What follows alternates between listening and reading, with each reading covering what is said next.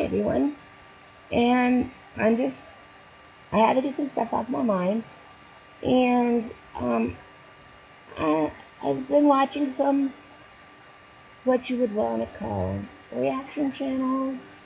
I call them family breaker upper channels, judging other people's lives channels. They all say it's out for entertainment. But whose entertainment aren't we really out there for?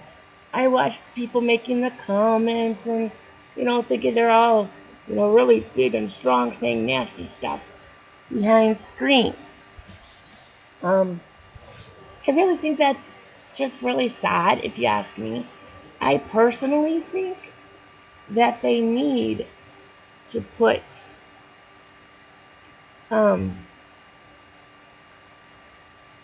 or actually take off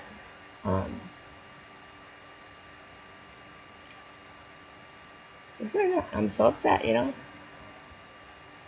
reaction channels off altogether. All they are doing is hurting people, spreading gossip. There's so much out there. We don't need to be making money off other people's issues, other people's problems, causing families to get in fights and stuff and spill their shit all over, on the internet. And you all say, oh, well, they bring it on themselves. Not one of you reaction channels, not one, mind you, has any space to say about someone's channel. You all have your problems. And there is one, and I won't say specifically this one, but he seems to think he's really all that. And he puts down fat people left and right, making jokes, and he has a fat people list, what really makes, or a fat Hall of Fame. And by me saying that, some of you are going to know who that is. And excuse my voice, I do have a cold. It is just really sad that you all think you can go out there and do this. Now, I want to say the two people that really get the butt end of everything. One, she has real issues. Real issues. She really, really does. And I don't like a lot of what she does. But she also doesn't deserve you all making judgments that she's lying, that everything she's saying is not true, that, she just whatever. And maybe when it comes to it, I see a little bit of Amberlynn in me when I was in my 20s, early 30s, which was several years ago. And I do suffer from borderline personality disorder. I know what it's like to live with it. I know how much it destroys relationships, how much it can destroy lives, how hard it is for family members to live with somebody who has borderline personality disorder. And it's not fun. It's not easy. Sometimes it seems like you switch your personality within a snap of a finger. And your family's like, where'd this person come from? Who are you? Or they don't know who they're going to get from day to day. And y'all claim Amber knows everything she does. And she's out there to manipulate everybody and to go out there and hurt them and all of this. I will say this, okay? Because even today, or right now, and at this moment actually, this time in my life, I have found a way to deal with my BPD. And that is, I isolate myself from everyone. And I have to. It's the way I cut out trauma. It's the way I can cut out people who will set me off. It's the way I can cut back from me setting people off. Now, getting back to you all think she knows what's going on and what she's doing. You don't. When I was dating people, they'd go, "Oh, you're acting different. What's wrong with you?" I'd be like, "What? I'm acting the same as I do every day." I had no idea personality changed or this or that changed, because to me, everything I was doing was normal for me. So unless somebody else pointed it out to me specifically, the moment my personality changed or I was doing something outside of character, I really couldn't fix the problem, because they're not telling me what it is. So obviously it's not a problem, because I'm living my life every day as usual. And yes, I lived for the drama. That's a huge thing for people with BPD. Drama is the best. It motivates us, it gets us going. And the sad thing is, we really don't know that we're causing all the drama around us. We really think people are against us. They hate us. They're purposely causing issues for us. And that's kind of how we're seeing things. We also go and test people in friendships, relationships, to make sure they're not cheating, or to see if they're going to cheat, or what they would do in this situation. That we're always putting any kind of our relationship. It could be even family, but we're putting all of our relationships to the test, and a test every day. And we never know. We can sit there and say, I'm gonna rid myself, to see what the person's reaction would be. Do they love us enough to be sad if we weren't here? Would they really miss us if we weren't here? It's so hard. And a lot of people with BPD do self-harm. I did. It's a different way of self-harm now. Now I spend money and I buy lots of things I don't need. I get a high off of it. And then when I come down from it, I'm left with a bunch of shit I don't want, don't need, and I give away. So I guess if you look at it that way, more people are kind of getting some help or getting stuff they might be looking for and need. So it's not the harmful stuff I used to do. And I'm not going to really right now go into things I've dealt with, things I've done, things that brought me to places. What I'm here is to voice my opinion. Like I said, this is my truth, my opinion, my views of reaction channels. The other one you give a lot of trouble to is Foodie Beauty. Now, Foodie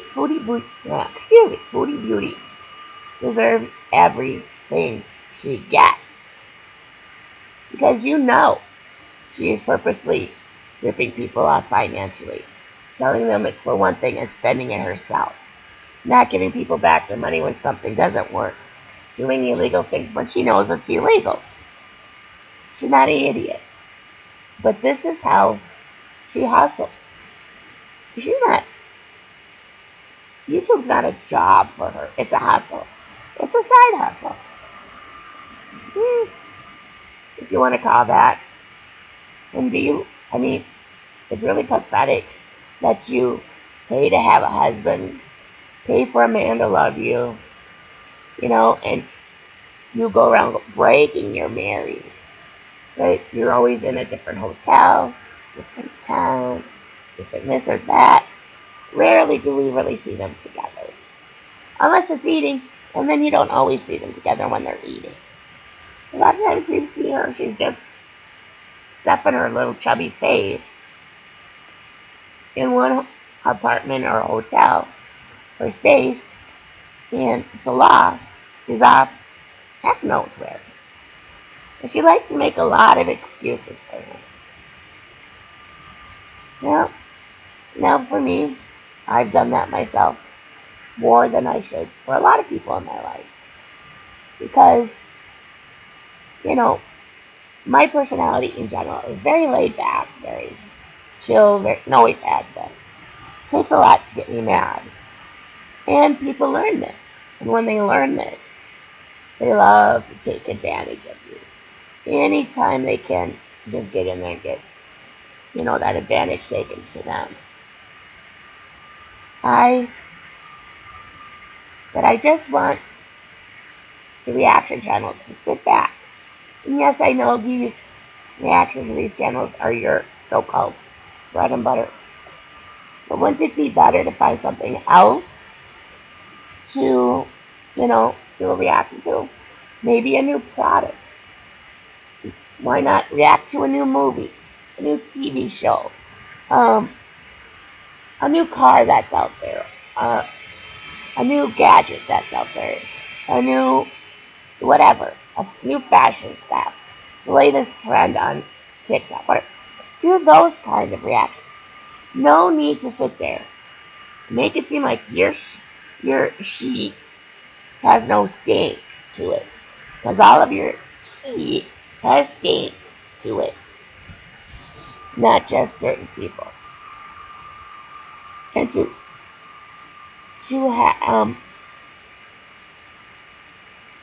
have people fighting, broadcasting their dirty laundry all out there, it's really sad. It breaks my heart.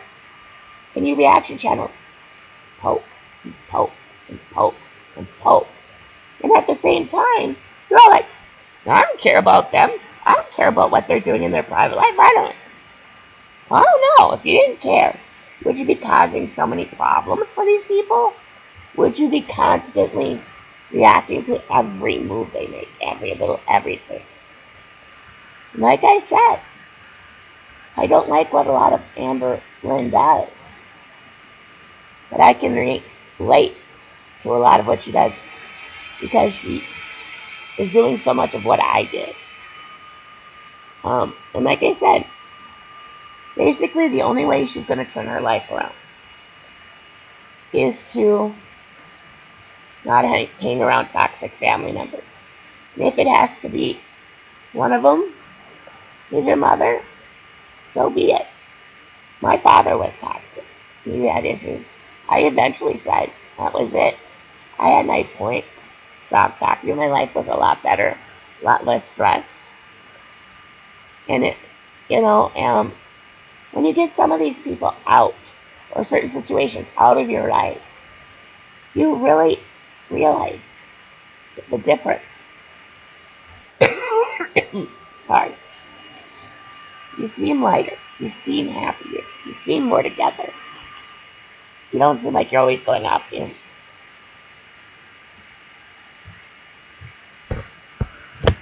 And, maybe they don't have somebody that they can talk to about these things. And maybe they do, but maybe they don't. Doesn't mean they don't have friends. It's just a lot of people don't understand these symptoms, these changes in personalities and things we have to deal with. And like I said, no, we don't know what we're doing because it's normal. Very, very normal for us. It's like putting your pants on and your underwear and everything, It's as simple as that. It's a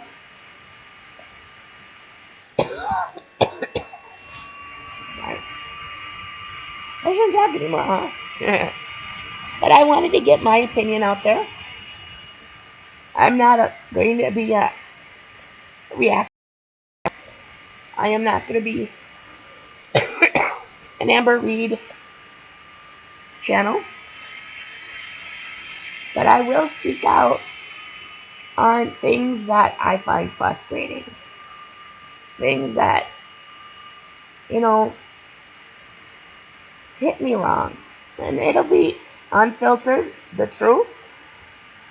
I have nothing to hide. I don't have anything to hide behind. I'm out there. I'm suffering daily. I'm on medications. And maybe Amber's not taking her medication anymore. I was on Zoloft. Zoloft never worked for me. Zoloft actually had my brain in a fog. And I walked around every day in such a fog. And I didn't realize it until my medication was changed. And it was like that whole fog was lifted. It was gone. I could think clearly. I could make decisions clearly. I didn't seem to be on the edge as much where things were setting me off. And I was, looking for the drama anywhere I could. Which again, I didn't realize I was looking for the drama. But I was. So again, I just want to make the point that not everything you see is really what it is. People put up smoke and mirrors to cover things they don't like about themselves, things they don't want people to know. People make up things. People make up stories to feel important, to feel like they're special because no one else makes them feel special or important. It's like to the rest of the world, they're invisible. So they make up their own worlds. They make up their own rules. They make up their own stories. Now, I'm not saying that all the stories are not true, but all the stories probably have truths and non-truths in them to be able to make this exciting, life. Like everybody loves me, everybody wants me, look at blah, blah, blah. And that's what Amberlynn does. She goes